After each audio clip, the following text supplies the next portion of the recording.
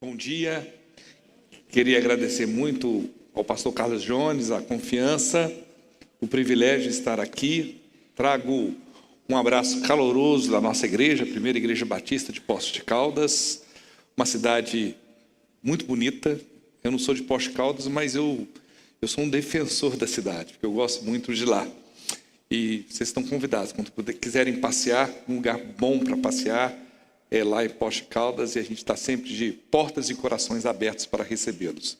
Eu estou com o privilégio de ter um membro, a Mireuza, né, lá da nossa igreja, está aqui. A Helena também, cadê a Helena? Está lá no fundo, são membros lá da igreja, estão aqui hoje. Muito obrigado pela presença. Estou enviando, viu, pastor Carlos Jones, o Bernardo e a Amanda para cá. A Amanda é um menino muito joia. Tá? O Bernardo, se eu só der conta, só é bom no negócio, viu? Vai dar trabalho, né, Bernardo? Mentira, Bernardo é um menino de ouro, está ali, mudou de Poços para cá, foi transferido pelo Banco do Brasil para cá, menino de ouro, papai novo, fresquinho, nasceu um Andrezinho, 23 dias, né, Bernardo? De nascimento aí do André. E essa semana mudou também um casal, estava comentando com o pastor, né? Doutor Rudorico e a irmã Nancy, 89 anos. E eles não têm condições mais de morar sozinhos, e os filhos moram aqui em São Paulo, estão morando aqui pertinho, né? Eu até pedi o pastor para dar um apoio para eles, um casal maravilhoso, gente muito preciosa. Queridos, nós vamos pensar um pouquinho sobre família, né?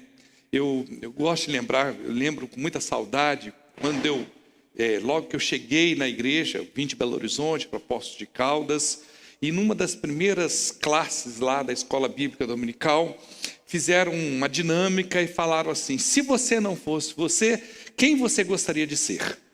Eu fiquei pensando assim, quem que eu gostaria de ser? Me veio um punhado, e eu sou meio ansioso, meio hiperativo. Eu falei, pode ser duas pessoas? Aí pode ser duas pessoas. E tinha que escrever no papel. Aí eu pus lá no papel, John Stott e Romário, né? E eu falei assim, mas deixa eu explicar, né? Eu queria saber teologia como John Stott, escrever bem como ele, sou um apaixonado pelos livros dele, e jogar bola como Romário. Não podia trocar, porque eu acho que o John Stott tem uma cara de ser péssimo jogador de futebol, e Romário, com todo respeito, de teologia não sabe absolutamente nada, né? E a gente precisa de modelos.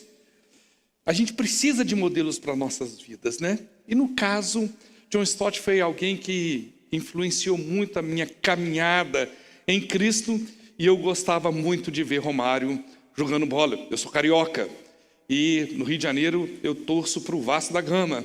E fazer o quê, né, irmão? Sou vascaíno, tem sofrido, né? Aí fui para Minas Gerais, com 16 anos, escolhi o Cruzeiro para torcer. E eu tenho sofrido com força, né? Eu tenho sofrido bastante mesmo. Mas o futuro a Deus pertence, né? Queridos, eu costumo dizer que modelos são essenciais para nossas vidas. Existe um ditado que diz que a palavra convence, o exemplo arrasta. O exemplo arrasta. Eu quero perguntar para os irmãos qual o modelo estamos dando para os nossos filhos. Que modelo, que referencial você é para os seus filhos? Nós vimos ontem, né? Comi pizza a chuchu, viu, pastor? Tem que ficar uma semana água e limão aí para equilibrar. Comi muita pizza ontem, ao ponto da minha esposa, falei, acabou. Eu falei, tá bom, não como mais nada. Mas ontem nós vimos sobre Josué. Josué foi um bom modelo. Ele era um discípulo, e a partir do discipulado da vida de Moisés, sobre a vida dele, ele pôde ser um bom discipulador. Se nós queremos que amanhã nossos filhos trilhem o caminho do Senhor, nós precisamos ser discipuladores dele.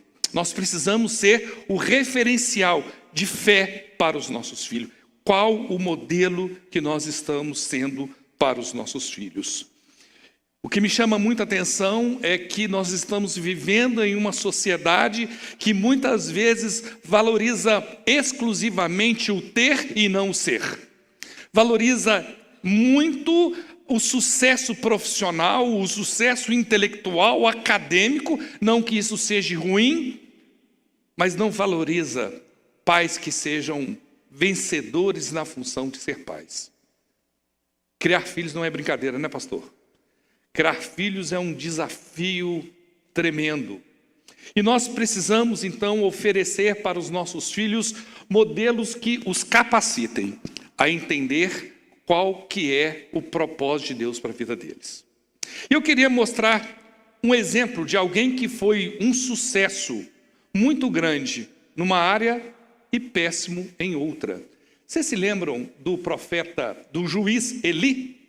Ele governou, ele foi juiz sobre Israel durante 40 anos. 40 anos. Foi ele que instruiu Samuel. Vocês lembram quando Samuel estava ouvindo aquela voz? Samuel, Samuel, ele ia lá em Eli. O senhor está me chamando? O que ele falava? Não estou chamando não. Por 3 vezes, na terceira vez, quando Samuel foi lá falar com Eli, o que ele falou com ele? Quando você ouvir essa voz, fala assim, fala Senhor, teu servo está te escutando, pode falar, eu estou aqui. Foi Ana, a mãe de Samuel, que recebeu uma oração por Eli.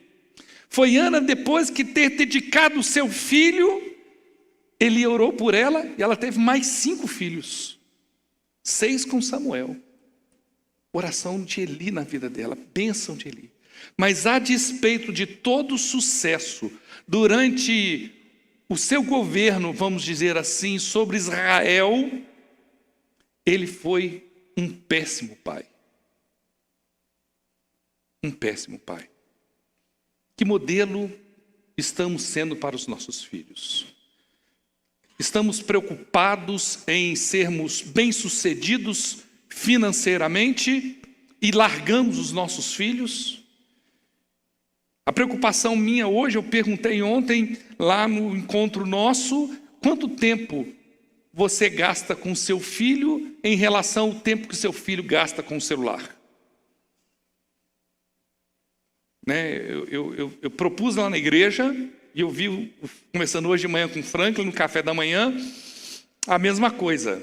Na mesa não tem celular. Tem que ter algumas regras em nossos lares que limitem um pouco o uso excessivo do celular. Porque o negócio está ficando sem parâmetro, né, pastor? Tem criança aí que prefere que arranque o braço dele do que perder o celular. Então precisamos ter parâmetro para os nossos filhos. Precisamos ser modelos para os nossos filhos. Eu queria ler com os irmãos um trecho bíblico que chama a atenção sobre essa questão de modelo que nós somos, o quão comprometidos estamos sendo na criação dos nossos filhos. É em 1 Samuel, capítulo 2, a partir do verso 12. Diz assim a palavra do Senhor. Os filhos de Eli eram homens malignos e não se importavam com o Senhor.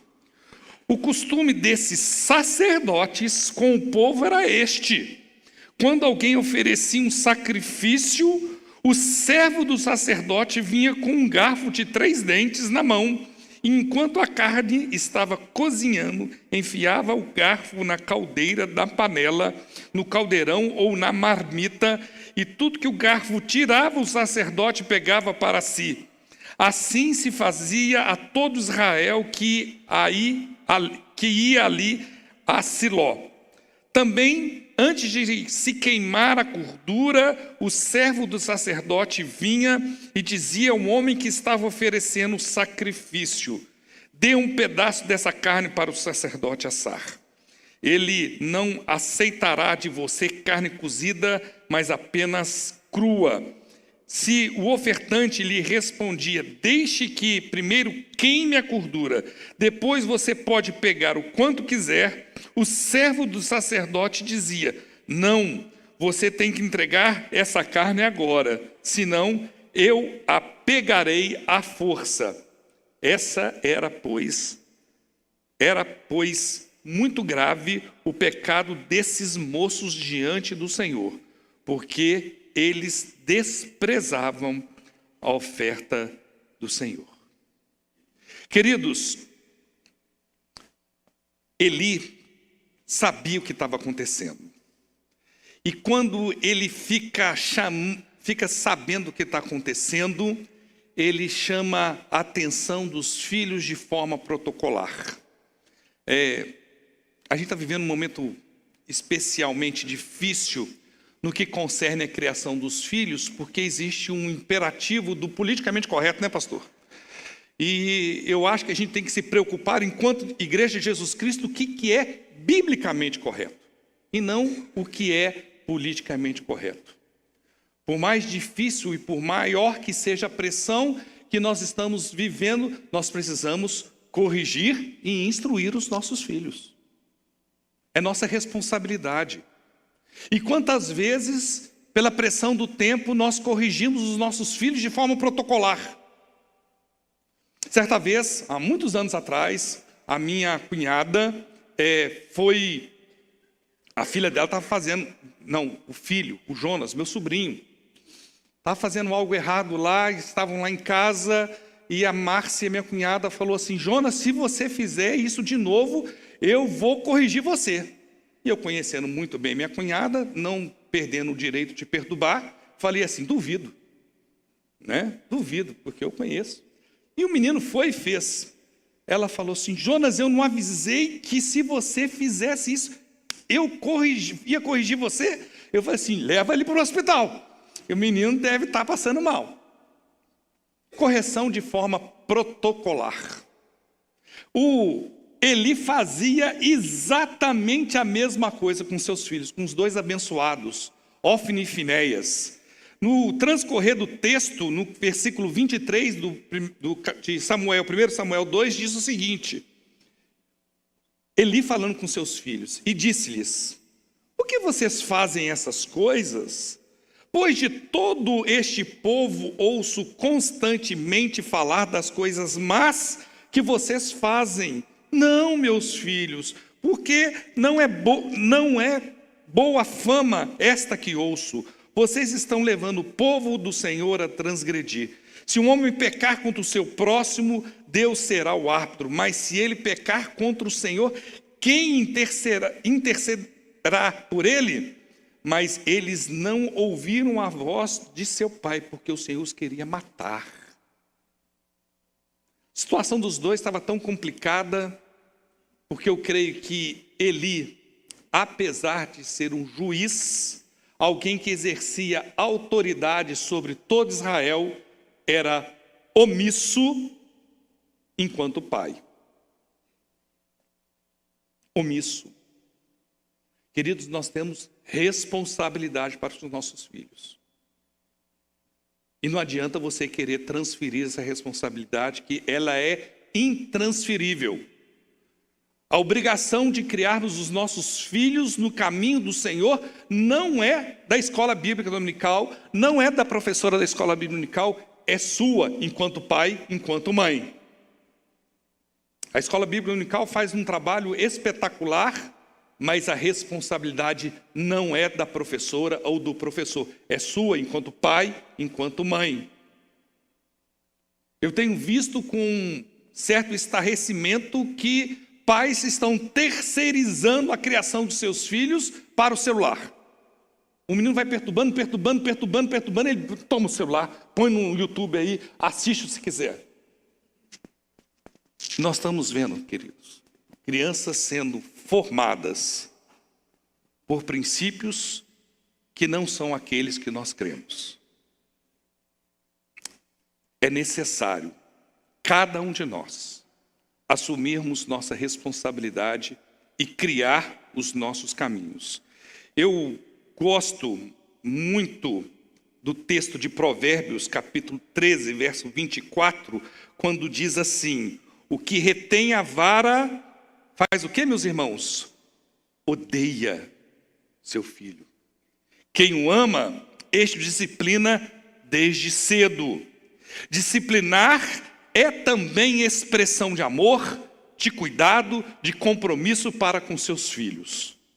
Deve ser feito com amor, com respeito, com discernimento que aquela criança é nossa responsabilidade. Eu costumo falar que pais que se omitem diante da responsabilidade de criar os seus filhos, de orientá-los, de discipliná-los, estão transferindo essa responsabilidade para a polícia militar. Só que a polícia não faz do jeito que os pais fazem, né? Eles não são pagos para disciplinar com amor, carinho, paciência e misericórdia. Não são. Sou pai de um militar, né? Meu filho mais velho é tenente da polícia militar. Sei o que eu estou falando. Se você não assume a sua responsabilidade, você estará transferindo essa responsabilidade para outro. E muitas vezes, esse outro não vai fazer da forma que você gostaria que fizesse com seu filho. Você precisa assumir essa responsabilidade. Eu gosto muito da versão NVI de Provérbios 22, 6. Ele usa uma palavra que eu acho interessante. Instrua a criança segundo os objetivos que você tem para ela. Instrua a criança segundo os objetivos que você tem para ela. Qual o objetivo seu para o seu filho? Qual que é o propósito que você tem para com o seu filho? Instrua essa criança nesse objetivo. E a palavra diz que mesmo com o passar dos anos, ela não se desviará deles. Percebem que a responsabilidade dos pais é traçar os objetivos para a vida dos seus filhos. E Eli não agia dessa forma. Ele fazia vista grossa para atitudes erradas dos seus filhos. O texto de Samuel nos conta mais à frente que um certo homem de Deus, que a gente não sabe o nome, foi até Eli para mostrar a situação que ele estava vivendo. Prestem bem atenção o que o texto bíblico nos conta, meus irmãos. Em 1 Samuel, capítulo 2, verso 29 agora.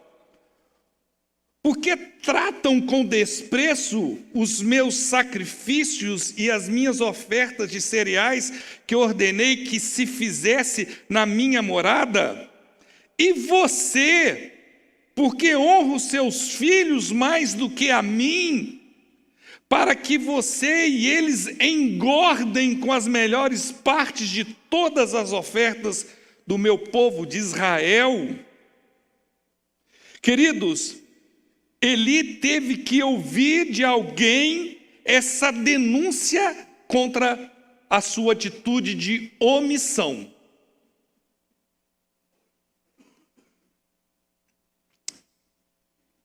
Não podemos ser omissos enquanto pais. Por mais difícil,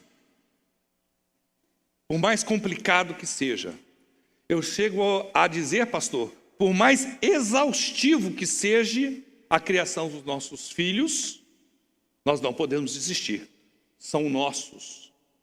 É nossa responsabilidade.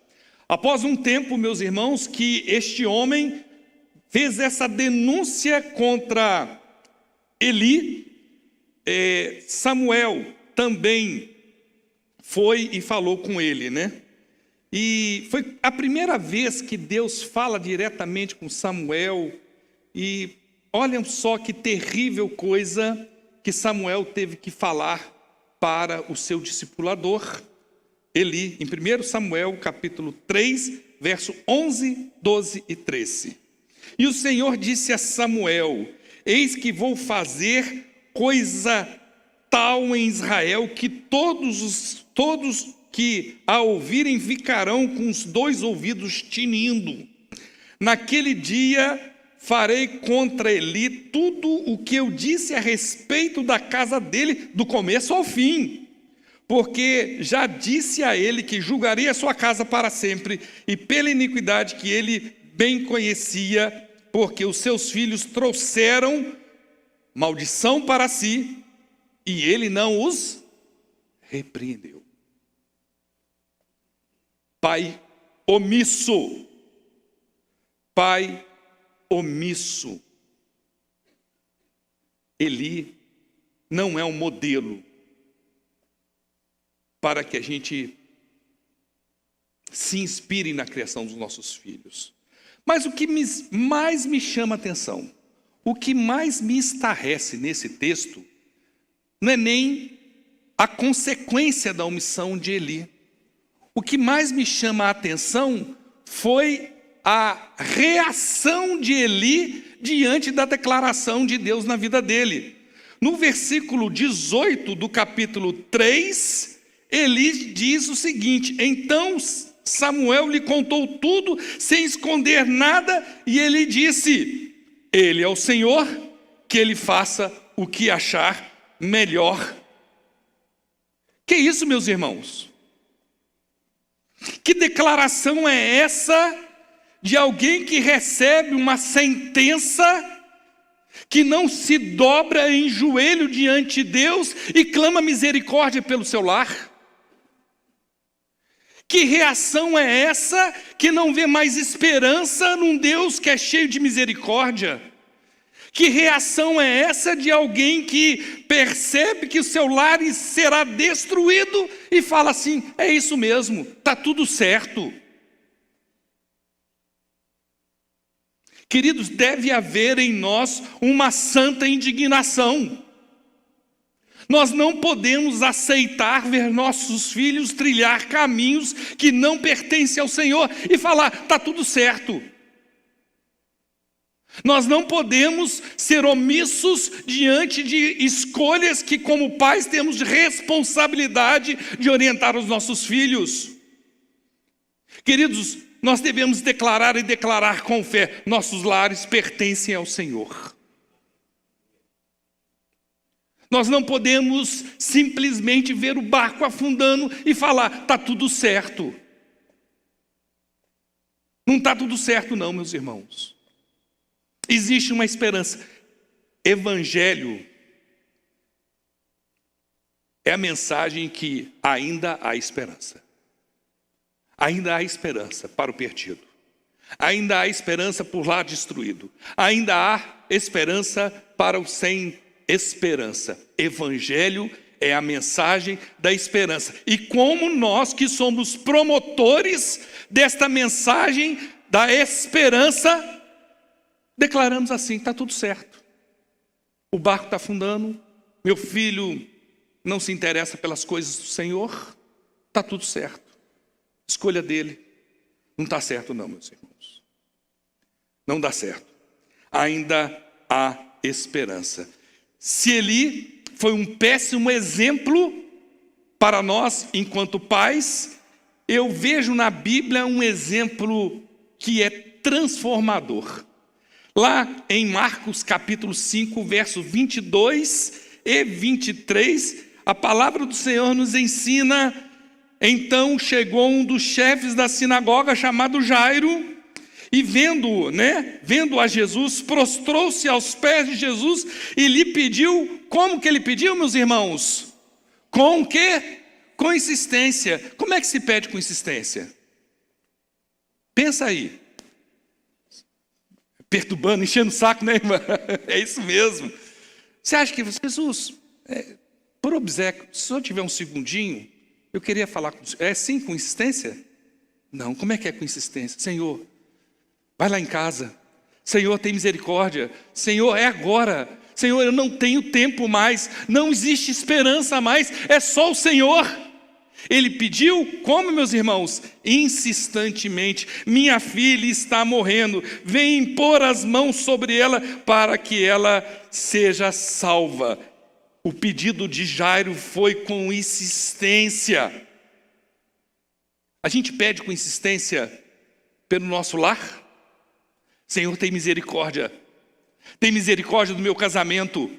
Senhor, tem misericórdia dos meus filhos. Senhor, tem misericórdia do que eles estão vendo na internet. Senhor, tem misericórdia sobre as escolhas dele. Senhor, tem misericórdia, tem misericórdia. Meu lar pertence ao Senhor. Só o Senhor é solução para minha casa. Tem misericórdia, Senhor. É hoje, eu preciso da transformação, da ação do Senhor sobre a vida do meu lar. É hoje, não é amanhã. Tem misericórdia. Temos esse senso de urgência no nosso clamor, na nossa oração. Só o que Jairo não imaginava é que no caminho, quando Jesus resolve ir para a casa dele, uma mulher, o texto diz que estava uma multidão.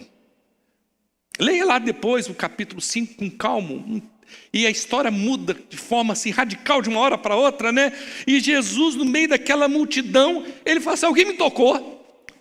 E o pessoal falou assim: mas você está doido, pastor? Ô, Jesus, alguém tocou essa multidão toda? Até que uma mulher que sofria 12 anos de um problema de fluxo de sangue falou assim: não, eu toquei mesmo. E Jesus começa a conversar com aquela mulher. A cura é fantástica, o texto é fantástico, mas eu fico pensando em quem? Em Jairo. Eu falo assim: essa mulher está atrapalhando o meu esquema aqui, gente. Ela está sofrendo esse negócio tem 12 anos, por que não fala com Jesus amanhã? Minha filha está lá em casa, ela está para morrer, já não existe esperança. E ela fala assim: Jesus, eu fico pensando, meus irmãos, Jesus, dá linha nessa mulher aí, gente, depois você resolve o problema dela. Quem esperou 12 anos, espera mais um dia. E Jesus dando aquela atenção para aquela mulher, e Jairo desesperado. E não é que no meio daquela conversa com aquela mulher, chega no versículo 35, a pior notícia de toda a vida de Jairo chegou aos seus ouvidos. Enquanto Jesus ainda falava, chegaram alguns da casa do chefe da sinagoga dizendo: a sua filha já morreu, porque ainda incomoda o mestre. A vida de Jairo, eu fico pensando a hora que Jairo ouviu essa notícia. O sentimento dele qual foi? Será que ele pensou: se Jesus não tivesse atendido essa mulher, teria dado tempo? Se Jesus tivesse sido mais direto, indo direto, sem parar na minha casa, talvez desse tempo. Qual que é o vazio que se abriu na vida de Jairo? Mas o texto continua falando que Jesus, versículo 36, sem levar em conta tais palavras, disse para Jairo, né, ao chefe da sinagoga: não tenha medo, faça o quê, meu querido? Apenas creia. É fácil, meus irmãos, crer na hora que a gente recebe a notícia que a nossa filha, aquela filha amada, aquele presente de Deus na sua vida, foi-se. É fácil crer nesse momento? Não é, né, meu? Não é. E eu fico pensando nesse exercício de reflexão, de imaginar dentro do texto como é que Jairo foi para casa acompanhado de Jesus. Crer para quê? Ela já morreu. Não existe mais esperança. Crer para quê? Minha filha não está mais comigo. O que é fé, meus irmãos?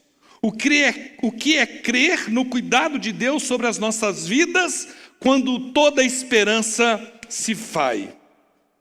Crer quando tudo vai bem é muito fácil. Mas quando a gente recebe a notícia que nós não queremos ouvir, não é fácil. Não é fácil para mim e creio que também não é fácil para você. Por isso que o mundo não entende o que é Deus. Quem é Deus? Nosso Deus é o Deus do impossível. Nosso Deus é soberano. A última palavra pertence a quem, meus irmãos? A Deus. A última palavra sobre o seu lar não pertence ao inimigo. A última palavra sobre o seu lar não é do que está acontecendo agora. A última palavra sobre o seu lar é de Deus. E Deus tem um projeto para a sua vida. Deus tem um projeto para o seu lar. Apenas creia. Este foi o exercício difícil que Jairo teve que fazer enquanto caminhava triste com o mestre. Mais à frente, no versículo 38, diz o seguinte: chegando à casa do chefe da sinagoga, Jesus viu o alvoroço, os que choravam, os que pranteavam muito. Ao entrar, disse: por que vocês estão alvoroçados e chorando? A criança não está morta, mas dorme. E riam-se dele. Mas Jesus, mandando que todos saíssem, levou consigo o pai e a mãe da criança e os que vieram com ele, e entrou onde ela estava, tomando a criança pela mão, disse: Talita cumi, que quer dizer: menina, eu te digo, levante-se. Imediatamente, a menina, que tinha 12 anos, se levantou, começou a andar. Então todos ficaram muito admirados. Queridos, a última palavra é de Deus. Jesus é aquele que traz vida onde havia morte. Exatamente o que ele fez comigo e com você. A palavra de Deus nos diz em Romanos que, o quê? Quantos pecaram? Todos. E qual que é o salário do pecado? É a morte. Todos pecaram. E o salário do pecado é a morte. Você já viu alguém fazendo alguma coisa errada e caindo morto imediatamente? Uma mentira? Não. Que morte que a Bíblia nos fala? É a nossa morte espiritual. E em Cristo Jesus, através do sacrifício dele na cruz do Calvário, ele estendeu a sua graça sobre as nossas vidas. E onde havia morte, ele trouxe vida, e vida em abundância. A última palavra em nossas vidas não pertence a Satanás, pertence a Deus. Ele nos deu vida enquanto nós ainda éramos mortos, e ele pode trazer vida independentemente da situação que vive o seu lar. E deixa eu falar uma coisa com os irmãos: não tem lar sem problema, não tem família sem problema. Eu nunca vi. Se você fala que a sua família não tem problema, tem pelo menos um, a mentira, porque toda família tem problema, porque nós somos humanos. Nós somos incapazes de viver plenamente o projeto de Deus para as nossas vidas. Mas independe o tamanho do problema que seu lar vive. Independe os caminhos errados que tomamos enquanto família. Independe da omissão que muitas vezes nós escolhemos. Existe uma esperança. E essa esperança está em Cristo Jesus. Eu sou um apaixonado, pastor Carlos, por Efésios 3, 20 e 21. Ora, aquele que é poderoso para fazer o que, meus irmãos? Infinitamente mais. Pensa aí o que é infinitamente mais, querido. De tudo o que pedimos ou mesmo pensamos, conforme o seu poder que opera em nós. A ele seja a glória na igreja e em Cristo Jesus, por todas as gerações, para todos sempre. Amém. É a esse Deus que eu e você servimos. Ele é capaz de fazer sobre o seu lar mais do que você pede ou mesmo imagina, porque a última palavra é de Deus no seu lar. Apenas creia. Creia no poder de Deus. Creia na restauração que Deus pode dar a você. Precisamos ter responsabilidade. Nós não podemos mirar no exemplo negativo de Eli. Devemos nos mirar no exemplo positivo de Jairo. Precisamos agir incessantemente, clamar a Deus. Mas saiba que a última palavra é de Deus. A última palavra é de Deus. Precisamos apenas crer. Vimos aqui o término da história desta menina. Mas qual foi o final da história de de Eli? Vamos ler como essa história termina. Houve uma batalha entre os israelitas e os filisteus venceram e cerca de 30.000 israelitas morreram. Entre eles morreram Ofni e Finéias, os dois abençoados filhos de Eli. E o texto nos conta em 1 Samuel, capítulo 4, a partir do verso 14, diz o seguinte: Eli, ouvindo os gritos, perguntou: que alvoroço é esse? Então o homem correu e deu notícias a Eli. Ora, Eli estava com 98 anos, os seus olhos já não se moviam e ele não podia ver. O homem disse a Eli: eu venho da frente da batalha, eu fugi de lá hoje mesmo. Eli perguntou-lhe: o que aconteceu, meu filho? Então o mensageiro respondeu: Israel fugiu dos filisteus, houve grande matança entre o povo. Além disso, seus 2 filhos, Ofni e Finéias, foram mortos, e a arca de Deus foi tomada. Quando ele fez menção à arca de Deus, Eli caiu da cadeira para trás, junto ao portão da cidade, quebrou o pescoço e morreu. Ele era velho, um homem velho e pesado, e havia julgado Israel durante 40 anos. Quanta diferença entre as histórias, pastor Carlos, de Eli e de Jairo. Queridos, eu queria encerrar fazendo 5 perguntas para que você levasse para o seu lar, para a sua vida, e respondesse com sinceridade de coração para Deus. Que modelo você tem sido de pai? Você se parece mais com Eli ou com Jairo? Você tem sido omisso? Tem corrigido seus filhos, os guiando nos passos do Senhor, no temor ao Senhor? Você tem se indignado com tudo aquilo que está errado na sua casa? Você já dedicou seu lar ao Senhor?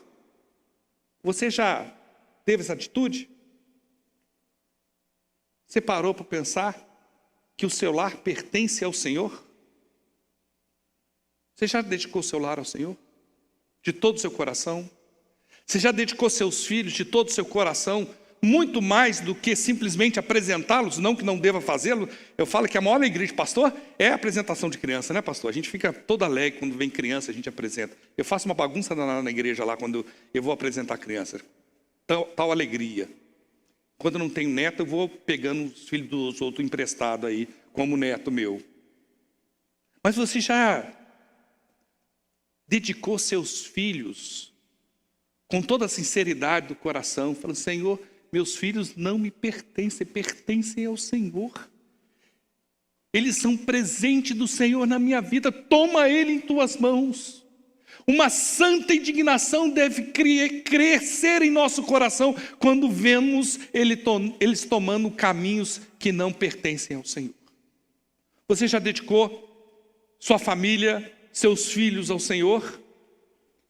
E por último, você crê que ainda há esperança para o seu lar?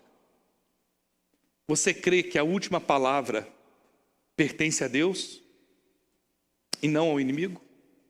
Você crê, você faz como Jesus falou para o Jairo? Apenas creia. Você crê? Que essas perguntas possam queimar no seu coração e você fazer as escolhas certas. Sermos responsáveis, pais responsáveis. Sejamos exemplos para os nossos filhos.